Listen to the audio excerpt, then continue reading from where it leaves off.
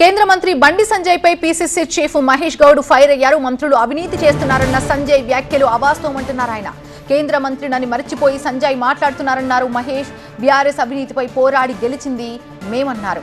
దమ్ముంటే బీఆర్ఎస్ అవినీతిపై సీబీఐ విచారణకు బండి కృషి చేయాలని కోరారు. బండి సంజయ్ చేసిన విమర్శల్ని పసలేనివి అన్నారు. ఆ విమర్శలన్నీ కూడా కొట్టిపారేశారు మహేష్ గౌడ్.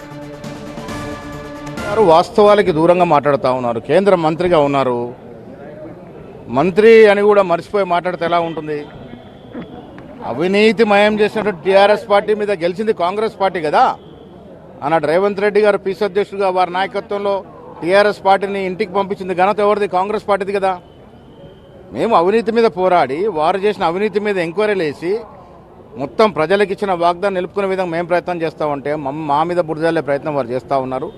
వారికి చిత్తశుద్ధి ఉంటే ఇవాళ కాళేశ్వరం మీద విచారణ జరిపి అది సిపిఐ టేక్ ఓవర్ చేయాలని అసెంబ్లీలో బిల్ పాస్ చేశాం. మీ సహచర మంత్రి కిషన్ రెడ్డి గారు కాదా మీరు సిబిఐకి 2 రోజులు నేను తెలుసా అని చెప్పింది? ఎందుకు కాలయాపన చేస్తూ ఉన్నాడు? మీరు అవినీతి మీద కేసీఆర్తో కుమ్మక్కై కాంగ్రెస్ మీద నిందలేసి ప్రజలు ఊరుకునే పరిస్థితిలో ఉండరు. కేంద్రంలో రాబోయే ప్రభుత్వం కాంగ్రెస్ పార్టీది. కాబోయే ప్రధానమంత్రి రాహుల్ గాంధీ గారు అది మర్చిపోతున్నారు. ప్రజలు అన్ని రకాలుగా మోడీ నేతృత్వంలో మోసపోయినారు.